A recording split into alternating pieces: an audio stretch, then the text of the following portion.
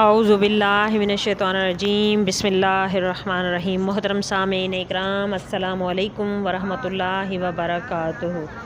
آج ہم موجود ہیں مدینہ میں اس مقام پر جہاں پہ غزوہ احد ہوئی تھی، جنگ احد ہوئی تھی، جنگ احد لڑی گئی تھی، وہاں پر ہم موجود ہیں۔ یہ ہم میدان احد میں موجود ہیں اور چل رہے ہیں میدان احد میں، اور سامنے جو ہے جبل احد نظر آ رہا ہے، تو آپ لوگ جبل احد کی بھی زیارت کر رہے ہیں۔ اور یہ سامنے جو جالیوں والا نظر آ رہا ہے، یہ ہے احد کا قبرستان احد ہے۔ یہاں پر 70 صحابہ اکرام رضی اللہ عنہم کی قبر مبارک بھی موجود ہیں۔ یہاں پر 70 صحابہ اکرام رضی اللہ عنہم کی تدفین بھی کی گئی ہے۔ تو ساتھ ہی آپ صلی اللہ علیہ وسلم کے چچا سیدنا امیر حمزہ رضی اللہ عنہ کی بھی قبر مبارک موجود ہے۔ تو ہم زیارت کر رہے ہیں 70 شہدائے احد کے قبرستان کی۔ تو یہ سامنے جو نظر آ رہا ہے، یہ گڑھا اندر سے، جالیوں کے اندر سے جو گڑھا سا نظر آ رہا ہے، یہاں پر جو ہے 70 صحابہ اکرام کی تدفین کی گئی ہے۔ تو آپ 70 صحابہ کی جہاں پر تدفین کی گئی ہے، یہ دیکھیں، یہ سامنے بالکل نظر آ رہا ہے۔ تو یہی اسی گڑھے میں 70 شہدائے احد جو ہیں یہاں پر ان کی تدفین کی گئی ہے۔ تو ہم جو یہ سامنے پہاڑی ادھر سے نظر آ رہی ہے، لوگ بھی اوپر چڑھے ہوئے ہیں، تو یہ ہے جبل روما۔ اس کا کچھ واقعہ بھی آپ لوگوں کو بتاتے ہیں جبل روما کا واقعہ کچھ اس طرح ہے کہ آپ صلی اللہ علیہ وسلم نے جب جنگ شروع ہوئی تو اس سے پہلے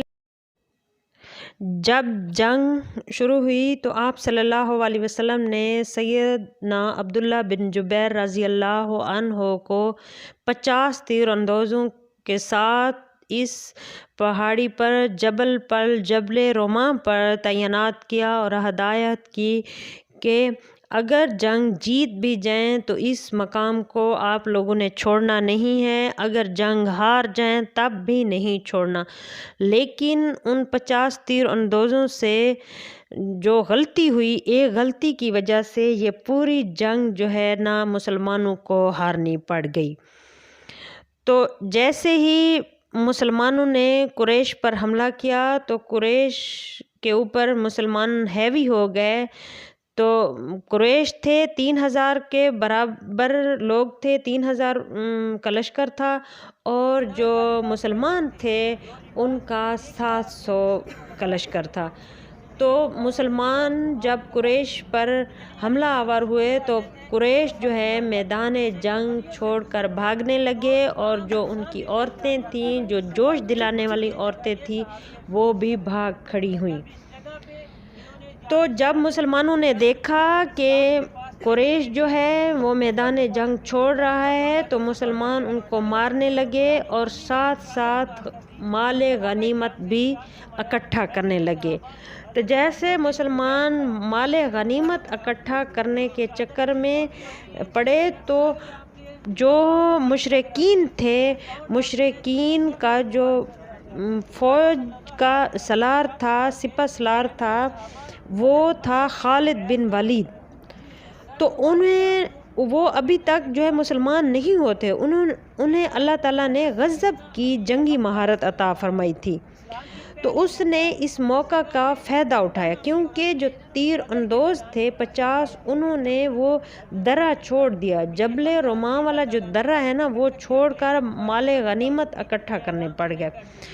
تو اس خالد بن ولید جو تھا نا، اس نے فائدہ اٹھایا اور درے کے پیچھے سے آیا، جبل روما پر چڑھے اور حملہ کر دیا مسلمانوں پر، اور جو جبل احد تھا اس کی دوسری طرف سے چکر کاٹ کر آئے۔ جب سیدنا عبداللہ بن جبیر اور ان کے ساتھیوں کو بھی شہید کیا دشمنوں نے، تو وہ مسلمانوں پر پیچھے سے ٹوٹ پڑے۔ اسی طرح مسلمان دونوں طرف سے گھیرے میں آ گئے۔ مسلمانوں کی 700 فوج اچانک 3000 کے نرغے میں آ گئی۔ زبردست جنگ ہوئی، 70 صحابہ شہید ہو گئے۔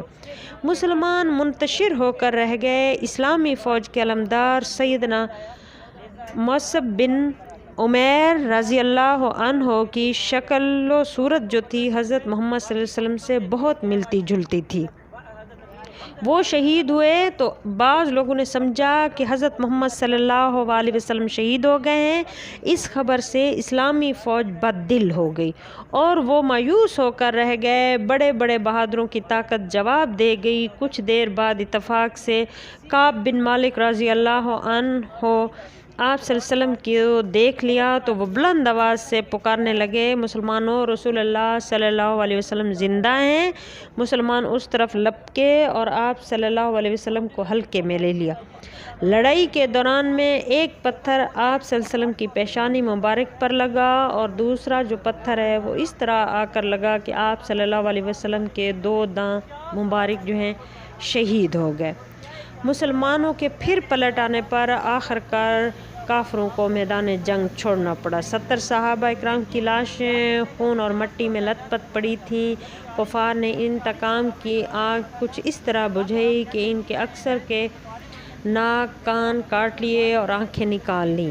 آپ صلی اللہ علیہ وسلم کے چچا سیدنا امیر حمزہ رضی اللہ عنہ کی بھی لاش کے ناک اور کان کاٹ لیے گئے۔ اور یہ کچھ واقعہ اس طرح بھی ہوا کہ غزوہ بدر کا جو مقام تھا، غزوہ بدر جنگ میں جو ہے نا ایک ہندہ تھی ابو سفیان کی بیوی، تو اس کے بھائی اور باپ کو قتل کر دیا گیا تھا غزوہ بدر میں۔ تو اس نے انتقامی کارروائی کچھ اس طرح کی کہ اپنے غلام جو وحشی غلام تھا اس کو حکم دیا کہ اگر آپ سیدنا امیر حمزہ رضی اللہ عنہ کو قتل کر کے اس کا کلیجہ نکال کر مجھے لا دیں گے تو میں اس کلیجے کو چباؤں گی اور آپ کو جو ہے آزاد کر دوں گی۔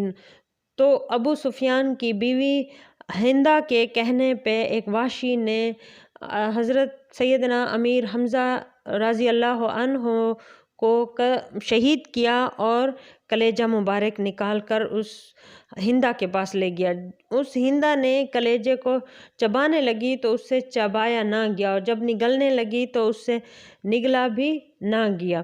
تو یہ کچھ اس طرح واقعہ ہوا تھا جب سرور کائنات صلی اللہ علیہ وسلم نے اپنے چچا کی لاش کو دیکھا تو اب دیدہ ہو گیا، تاہم صبر فرمایا، قریش مکہ کے لیے دعا فرمائی، اے اللہ میری قوم کو ہدایت فرما کیونکہ وہ مجھے نہیں جانتے۔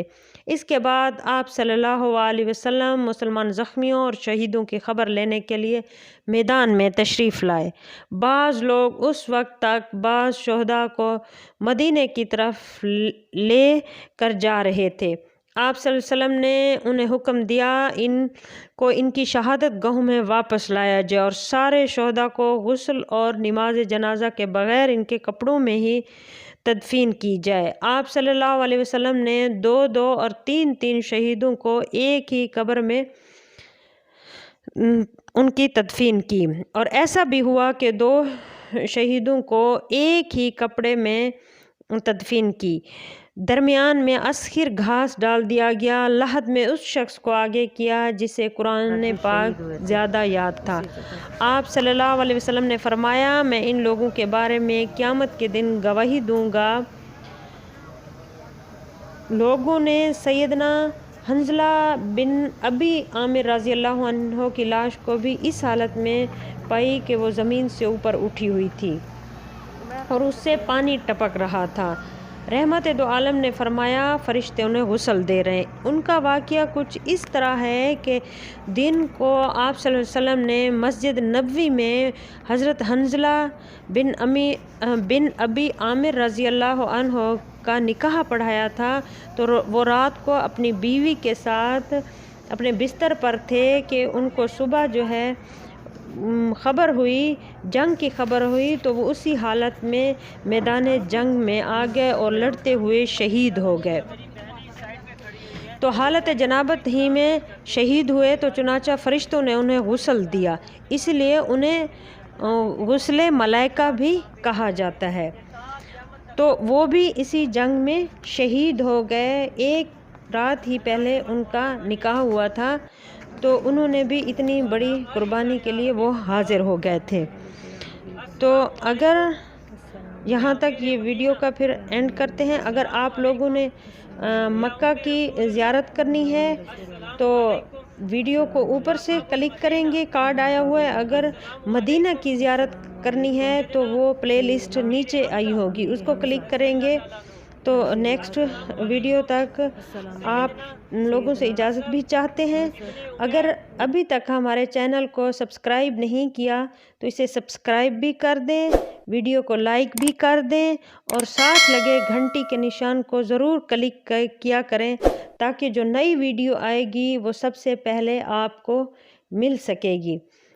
تو اور جو ہے ان میں خوابوں کی تعبیر بھی ہے، ہینڈ لائنز بھی ہیں، آپ ان کو بھی دیکھ لیا کریں، ان کی بھی پلے لسٹ ہے۔ تو اسی کے ساتھ السلام علیکم ورحمۃ اللہ